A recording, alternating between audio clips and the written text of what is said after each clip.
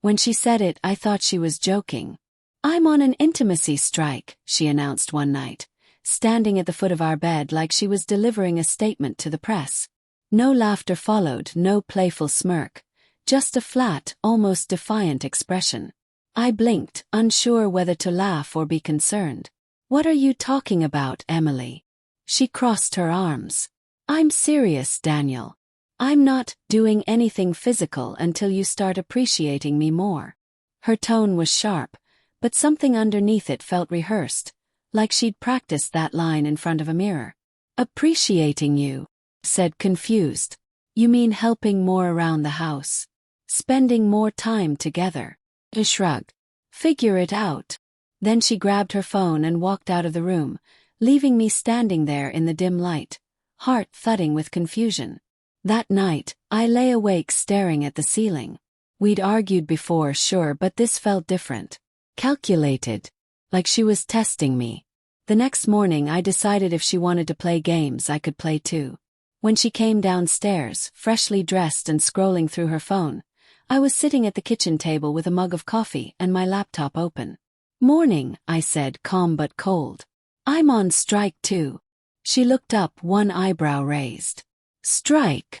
"Yeah," I said, closing my laptop. "Money strike. Since you don't want to give, I don't want to give either. You can start covering your own expenses. Gas, groceries, everything. Time to go to work." The color drained from her face. "You're kidding." "No," I said. "Fair's fair." She glared at me. "That's not how relationships work." I smiled faintly. "Neither is weaponizing intimacy." She stormed off, muttering something under her breath. I heard the bedroom door slam. First I thought it would blow over. Maybe she'd realize how ridiculous this was.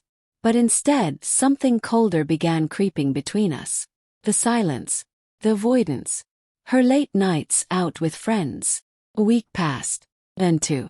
She started coming home smelling faintly of cologne. Not mine. I noticed the little changes. New perfume, a sharper attitude. The way she guarded her phone like it held state secrets. "Who's that?" I asked one evening as her phone buzzed on the counter. She picked it up quickly. "No one. Work stuff." "You don't work," I said. She hesitated. "My friend Sarah's helping me with a project. You wouldn't understand." I nodded slowly, but something twisted in my gut. Sarah lived 2 towns over. Emily hated long drives.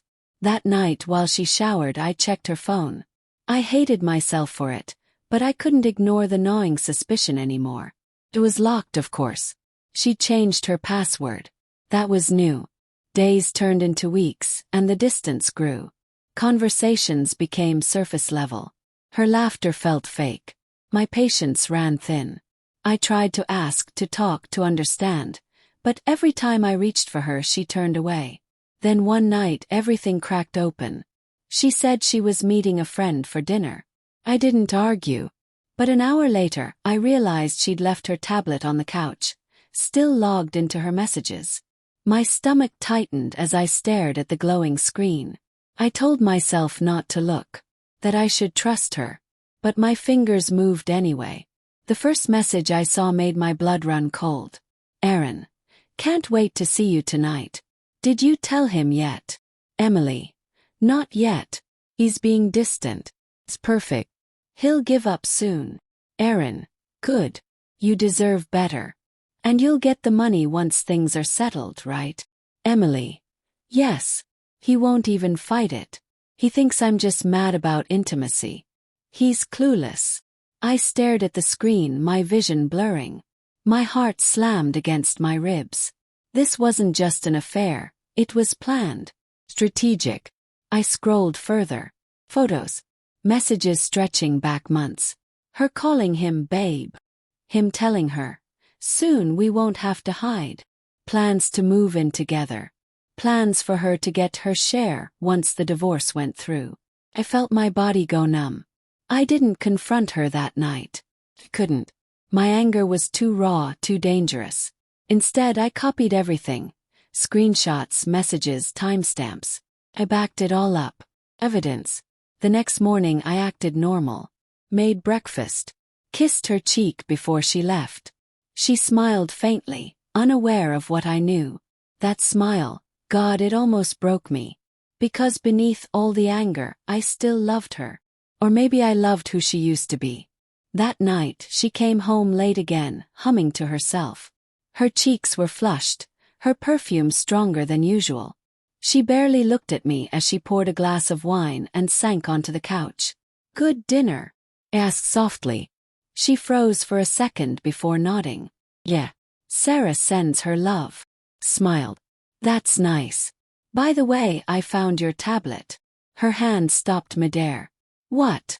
"Yeah," I said, standing slowly. "You left it unlocked." Her face drained of color. "Daniel, I held up my phone, showing her the screenshots. "Don't. Just don't." She started crying instantly. I didn't mean for it to get this far. I stared at her, feeling nothing. "So what did you mean to do, Emily? Blackmail me? Manipulate me until I signed everything over? Or were you going to let your boyfriend handle that part?" She covered her face with her hands, sobbing. "He said he loved me. I thought." I laughed, but it came out hollow. "You thought what? That you could burn down your marriage and walk away rich?" She looked up at me, eyes swollen. "I was lonely, Daniel. You stopped noticing me. You stopped touching me." I stared at her, silent. There was the excuse. The justification for betrayal. "I gave you everything," I said quietly. "And you punished me for loving you too much, for trusting you too much." She reached for me, but I stepped back. "Don't." I walked past her and went to my office, shutting the door behind me. I didn't sleep that night. I drafted a message to my lawyer, attached the screenshots, and wrote, "I want to file." By morning she was gone. No note, no goodbye. Just her ring on the kitchen counter. A week later, I heard she'd moved in with him. But her perfect plan unraveled fast. Turns out Aaron was already married, and his wife found out. His company fired him after the scandal went public. Emily's name spread through our town like wildfire. The same people she'd tried to impress now whispered behind her back. I stayed quiet. Didn't post. Didn't gloat. Just moved on. Months later, she showed up at my door, thinner, broken, eyes hollow. "I made a mistake," she said. "I lost everything." I looked at her for a long time. "No," I said finally. "You traded everything." She nodded, tears slipping down her cheeks. "I know." When she left, I closed the door gently. The silence after was heavy but clean. For the first time in months, it didn't feel like a punishment. Felt like freedom.